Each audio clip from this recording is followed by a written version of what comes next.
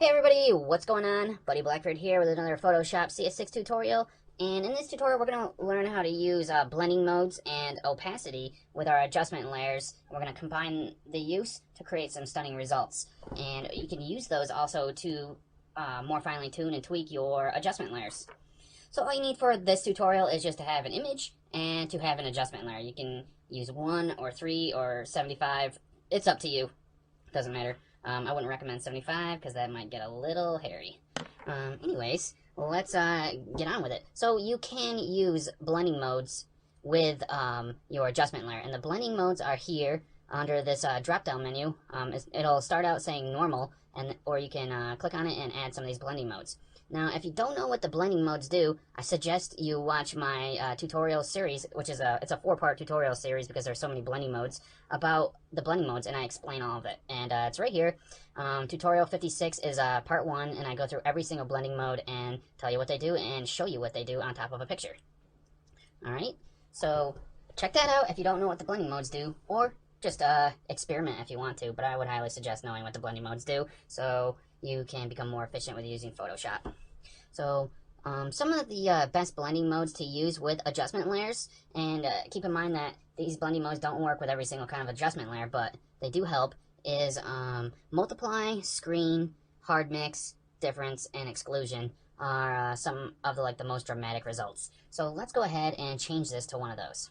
So I have the adjustment layer selected, and I'm gonna change the blending mode of the adjustment layer, and I'm just gonna go to multiply, and you can see what that does. And multiply looks like it might have made this image a little too dark. So what I'm gonna do is come over here to my opacity, and I'll just bring that down a little, and you can see it lays off the effect a little bit. So here is the image with the blending mode, multiply, opacity at 55%, and here's it with the blending mode and the adjustment layer basically completely off. So that's all I had to do for that. Pretty cool. Now you can do this with your other layers too. So let me turn on this layer here, and then I'll add something like, let's check out I like these darkening ones. Let's check out darken and see what that does. And you can see it just I guess it made it a little warmer because that's what my photo filter here is doing. So if I double click on the icon, I have a warming filter and it's orange, and that just made this a little darker. So let's try something else. Overlay made it really dark and contrasty, it looks like. So let's back off it a little bit and see if we can get anything that we like. I mean, maybe that blending mode doesn't work very well with this image.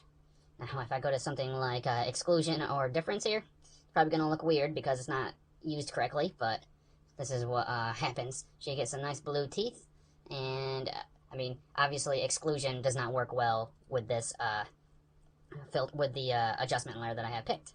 So anyways, that's how you use the blending modes and opacity with your layers to create some nice results.